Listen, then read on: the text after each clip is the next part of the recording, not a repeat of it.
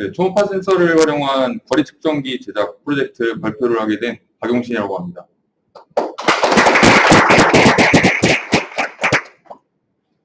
네, 발표 순서는 설계 목표 및 개요로부터 결론 및 개선 요구 순으로 약 20분간 진행하겠습니다.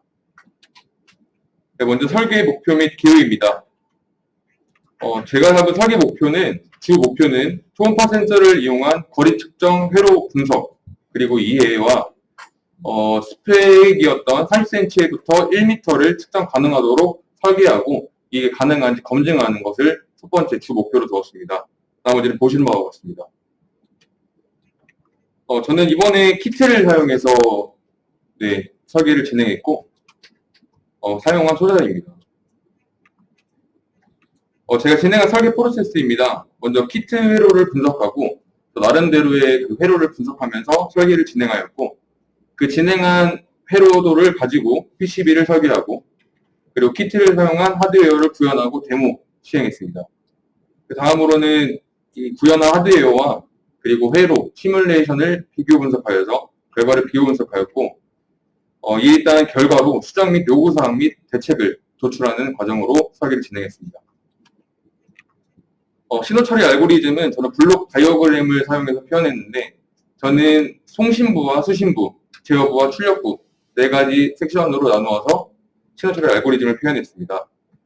먼저 초음파를 만들어주는 초음파 발진기와 그리고 그 주기를 만들어주는 펄스 발진기를 이용해서 초음파 신호를 만들고 그 송신 신호를 잘 보내기 위해서 증폭해주고 송신해주는 것을 송신부로 정의하였고 그 송신된 신호를 수신하였을 때 그 신호를 증폭시켜주고 그 신호에 대해서 다시 사용할 수 있는 DC 전류로 바꿔주는 그리고 그 신호를 마찬가지로 이게 송수신 신호가 초음파 신호가 맞는지 확인해주는 검파기까지 해서 수신부로 정의했습니다.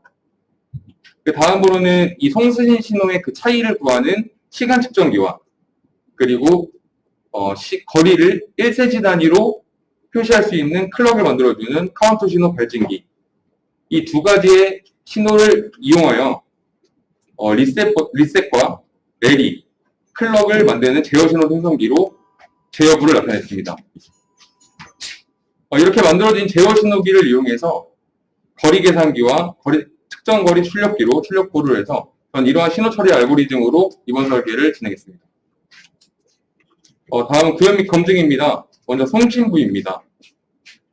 송신부의 설계 스펙은 초음파 발진기로는 활용 초음파 송수신기의 공진 주파수인 40kHz는 데이터 시트에서 확인할 수 있으며 이때 사용하는 구형파를 사용하기 때문에 저는 5 타이머의 스테이블 모드를 사용해서 구형파를 만들었습니다. 이때 듀티는 50%를 설계하기 위해서 R2의 저항을 R1보다 충분히 크게 설계하겠습니다. 다음은 초음파 펄스 발진기입니다. 이때는 초음파를 송수신할 수 있는 그 주기를 만들어주는 펄스 발진기인데 이때 사용 시간은 약 1ms, 그리고 정지 시간 65ms로 주파수로는 약 15에서 16Hz 정도 되겠습니다. 이때도 마찬가지로 구형파를 사용하기 때문에 5 타이머를 사용하였고 이때는 듀티는 보시는 바와 같이 사용 시간이 1ms, 정지 시간이 65ms로 듀티는 10% 미만이 되도록 설계하였습니다. 마지막 이 생산된 신호를 이제 증폭하기 위해서 저는 전류 이득을 갖는 버퍼와 그리고 전압 이득을 갖게 되는 볼티지 더블러를 사용해서 전력 증폭을 하기 위해서 이러한 것들을 사용하였고 송신 신호를 합성해서 낸드 게이트를 이용해서 마스킹을 시행했습니다. 제가 선택한 5 타이머의 발진 원리는 보시는 바와 같습니다. 초음파 발진기의 공진 주파수를 구하려면 먼저 저희가 사용하는 송수신기의 공진 주파수를 확인해야 됩니다. 데이터 시트의 센터 프리퀀시가 40kHz로 나와 있어서 이것은 제가 또 회로를 구성해 보니까 시뮬레이션에 FFT를 돌려보면 저희가 공진 주파수가 얼마나 되는지 확인할 수 있습니다. 이러한 공진 주파수를 이용해서 저는 저항값을 결정할 수 있었습니다. 저항값 160kΩ에 가변 저항을 이용해서 저항의 오차를 감안했을 때 그것을 조정해서 40kHz를 맞출 수 있다 판단했습니다. 네, 그렇게 설계한 초음파 발진기입니다. 데이터 시트를 보시면은 이렇게 저항을 구할 수 있는 식이 나와 있습니다. 40kHz를 사용했을 때 주기는 약 25 마이크로세크고 이때는 R2는 42kΩ으로 넣어야 되나 50kΩ의 가변 저항을 이용해서 주파수를 조정하겠습니다. 그렇게 만든 40km 초음파 발진기의 결과 비교 분석입니다. 피스파이스 시뮬레이션과 오실로스코프에 비교했을 때 40kHz 구형파가 잘 출력되는 것을 확인할 수 있었습니다. 다음은 초음파 펄스 발진기입니다. 제가 판단한 초음파 펄스 발진기의 목적은 송신 주기를 결정해주고 FND의 출력 횟수를 결정하는 펄스라고 생각했습니다.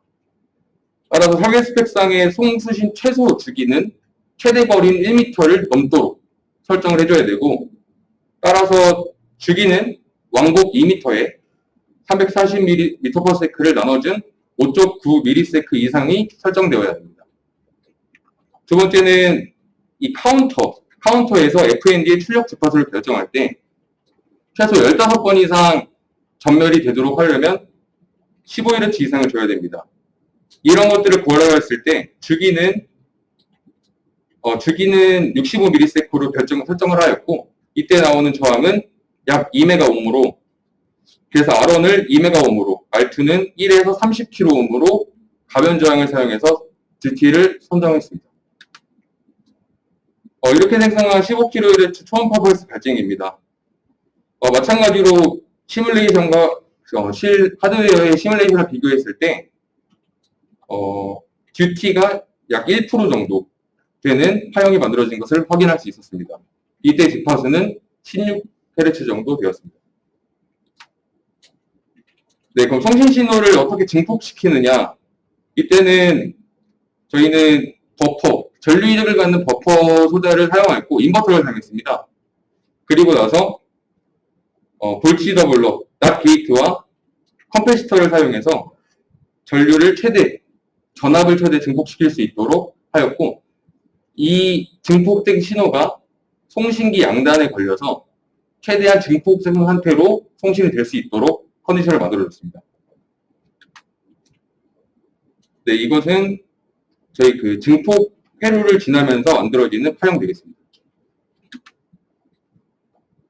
네, 마찬가지로 시뮬레이션과 오실로스코프를 비교했을 때 저희가 원하는 대로 마스킹이 잘 되는 것을 확인할 수 있었고, 매스 기능을 확인하여서 출력이 최대 20V가 넘게 증폭되는 것을 확인할 수 있었습니다. 네, 보시는 것은 송신부 회로 설계 완성도입니다. 네, 다음은 수신부입니다. 수신부의 설계 스펙은 초음파 수신 및 신호 증폭기에서 송신회 신호를 수신하고 이것을 AC 신호로 신호만 사용할 수 있게 AC 신호로 선별을 해야 되는데, 이때는 DC 블로킹 커패시터를 배치해서 DC 신호를 AC로 전환시켜줬습니다. 이어서 지금 수신 신호가 굉장히 약하기 때문에 설계 스펙인 100배 이득을 가질 수 있도록 네거티브 피드백 증폭기를 2스테이지를 사용해서 100배 증폭을 얻을 계획이고, 사용 수자는 유니티 게인 밴드위시를 고려해서 저항값을 조정하겠습니다. 또한 싱글 바이어스 스테이지를 사용해서 부피와 코스트를 최소화하겠습니다. 신호 정류 및 검파기에서는 이러한 증폭된 신호를 다시 DC 신호로 바꿔주는 반파 정류를 실행해야 됩니다. 따라서 커패시터와 다이오드를 사용해서 반파 정류를 실행하겠습니다. 지금 저희가 사용하는 전압이 굉장히 낮기 때문에 이때는 쇼트키 다이오드를 사용해서 반파 정류를 실행했습니다. 나머지는 보시는 바와 같습니다. 네, 저희는 지금 최초에 저희가 송신 신호를 규형파를 보냈는데, 이제 회로 자체의 이제 기생 캡과 그리고 공기 매질 간의 송신 간에 발생되는 기생 캡에 의해서 부영파가 사인파처럼 수신된다고 예상할 수 있었고, 이에 따른 시뮬레이션과 오시로스코프 상에서도 사인파가 수신되는 걸로 확인할 수 있었습니다. 네. 그래서 지금 저희 키트 회로 제공된 회로상에서는 1스테이지에서는 10kΩ과 그리고 1메가옴을 선정했는데, 이렇게 되면 주파수 이득은, 전압 이득은 100배가 됩니다. 그리고 이번 스테이지에서는 1kΩ과 1kΩ을 사용해서 전압 이득은 없고 위상만 반전된다고 예상할 수 있었습니다. 하지만 저희가 사용한 RC4558의 소자의 특성상 유니티 게인 밴드 유씨는 3메가옴으로서 3MHz로서 약 75배까지만 사용할 수가 있습니다. 따라서 저는 1번 스테이지와 2번 스테이지에 전압 이득을 약 10배씩 가질 수 있는 증폭기로 2스테이지로 설계를 표시했습니다. 네, 그렇게 해서 확인한 증폭 결과는 보신 바와 같습니다. 네, 1번 스테이지를 지났을 때 제공된 키트 회로상 제공되었을 때는 1번 스테이지를 지날 때 약 10배 정도 증폭된 신호를 확인할 수 있었고, 피스파이스 계산기에서는 아까 예상한 대로 약 75배 정도의 증폭된 결과를 확인할 수 있었습니다. 2스테이지를 지났을 때에는 오월캐드 피스파이스 시뮬레이션 상에는 증폭은 없었고, 화형만 반전된 그림을 볼 수 있었고, 하드웨어에서는 증폭이 되면 안 되는 회로임에도 불구하고 약 5배 정도 증폭이 되는 신호를 확인할 수 있었습니다. 네, 그래서 결론적으로 2스테이지 증폭기를 사용했을 때에는 시뮬레이션 상에는 75배 증폭을, 그리고 실제 하드웨어 상에는 약 50배 정도 증폭되는 결과를 확인할 수 있었습니다. 그래서 실제로 저희가 계산한 회로보다는 실제로 하드웨어를 구현하였을 때 만들어진 증폭률이 감소되었다는 것을 확인할 수 있었습니다. 네, 다음에 이렇게 증폭된 신호를 정리 및 검토하기 위한 회로도입니다.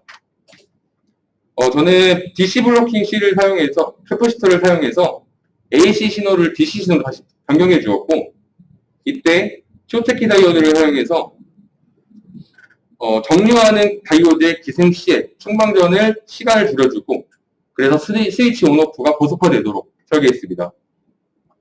이어서 보여지는 비교기에서는 저희 송신할 때 발생되는 회절 신호를 방지하기 위한 4148 소신호 다이오드와, 그리고 신호가 없을 때, 신호가 입력되지 않을 때 항상 하이가 출력되게 만들어주는 풀업 저항을 사용해서 회로를 구성했습니다.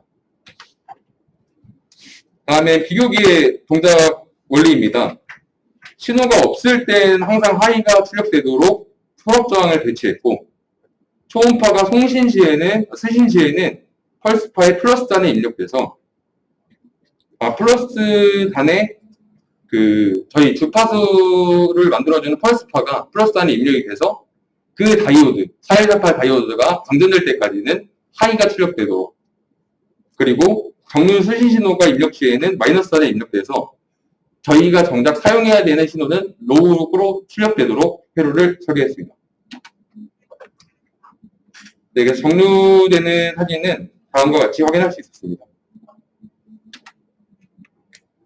네, 이것은 송신될 때, 펄스파가 도착했을 때, 저희 하이가 유지되는 모습을, 네, 볼 수 있었습니다. 다이오드를 사용해서, 회절 신호에 대한 간섭을 방지할 수 있는 것을 확인할 수 있었습니다.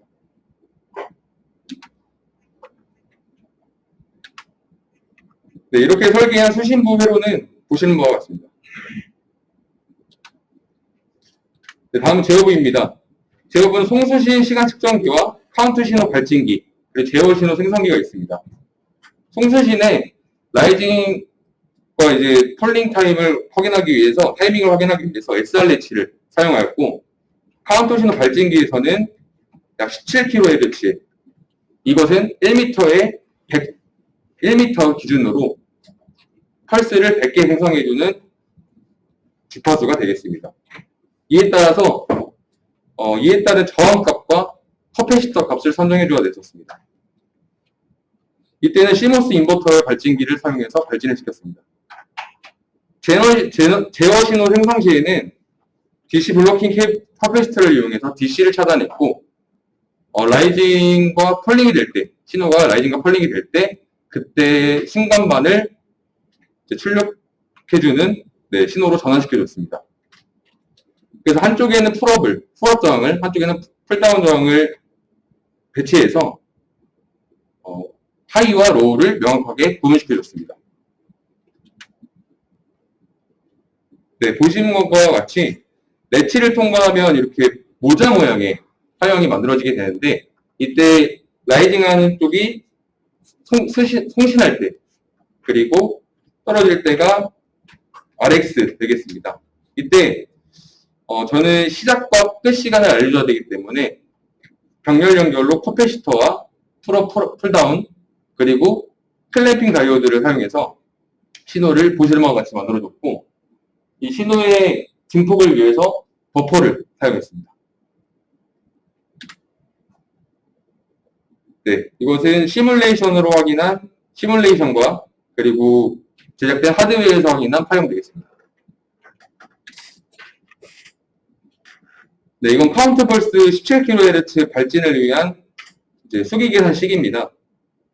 결론적으로는 송신 때부터 수신까지의 카운트 펄스를 마스킹하고 여기에 따른 것을 카운터가 계산해줘서 지금 측정되는 거리가 얼마나 되는지를 확인해주는 펄스 되겠습니다.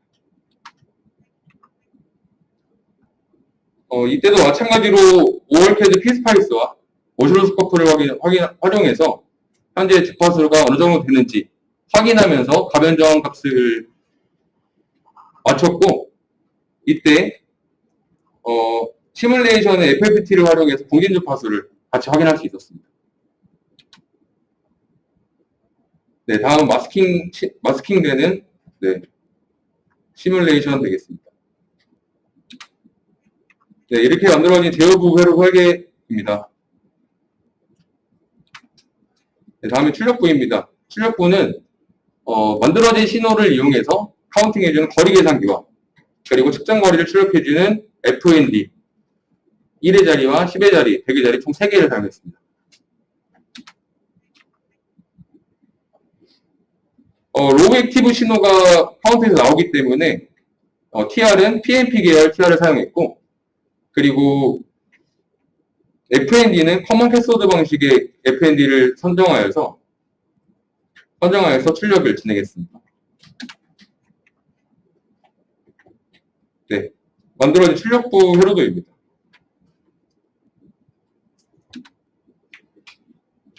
네, 그래서 만들어진 최종 회로는 보시는 바와 같고, 이때 DRC와 공체크 진행한 뒤에 PCB 설계를 진행했습니다. 저희가 만들어진 PCB는 200x 150으로서 저희가 설계하면서 실장 면적이 좀 크다는 느낌을 많이 받았습니다. 그래서 이번 설계할 때는 그 크기를 좀 줄여서 진행해 봤습니다. 그래서 저는 가로 150에 세로 100mm의 PC 기판을 설계했습니다. 나머지 커버 데이터는 보시는 것 같습니다. 네, 다음 하드웨어 구현입니다. 배어 PCB는 저희가 사용했던 배어 PCB는 보시는 바와 같고, 저희 사용했던 소자와 그리고 저희가 설계를 구현하는 과정입니다.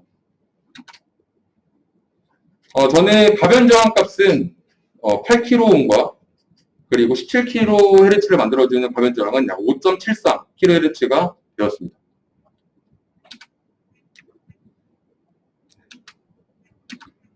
네, 이런 하드웨어 구현 후 데모 시에는 일단 30cm와 50cm, 그리고 70cm, 100cm, 115cm 5번의 데모를 진행하였고, 이때 정상 범위는 약 1에서 2cm로 판단했습니다. 그래서 50cm와 70cm, 100cm까지는 약 오차율은 1에서 2cm 정도가 잘 나왔는데, 115cm 거리 측정할 때는 이보다 조금 더 큰 오차를 확인할 수 있었습니다. 하지만 정상 범위에 들어오는 범위였습니다. 영상은 다음에 보겠습니다. 네, 결론입니다. 초음파 센서를 이용한 거리 측정기 하드웨어를 구현했는데 15cm에서 120cm까지 구현이 측정이 가능했고 따라서 설계 스펙은 충족했습니다. 이때 디버깅을 시행하다가 이제 어디가 안 되는지도 잘 모르겠고 찾는 과정에서 많은 노력이 들었는데 그러다가 PCB 기판도 날아가고 이제 여러분들의 도움을 받으면서 이제 디버깅을 하면서 느낀 것은 많이 숙달이 필요하겠구나 라는 생각이 많이 들었고 디버깅이 굉장히 힘든 일이구나 라는 것을 느꼈고 어떻게 디버깅에 접근해야 되는지에 대한 방식을 느끼는 시간이 되었습니다. 회로 분석 결과로는 현 회로도상의 수시 증폭률은 IC 칩의 제한 능력상 75배까지가 제한됩니다. 따라서 이것은 스테이지당 전환율을 조정해서 100배 이득을 얻을 수 있도록 저항값을 조정해야겠습니다. 두 번째는 현재 저희는 아날로그와 디지털을 같이 쓰고 있는데 이때에 대한 전원 신호를 분리하는 게 필요하겠습니다.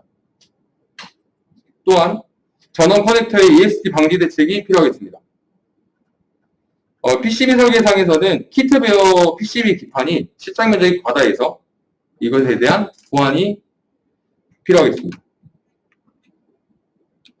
네, 다음은 보완 및 개선 사항입니다. 증폭기 저항, 아까 말씀드렸다시피 증폭기 저항에 대한 자설정이 필요하고 1스테이지에서 10배, 2스테이지에서 10배, 총 이득 100배를 얻을 수 있는 회로를 설계하겠습니다.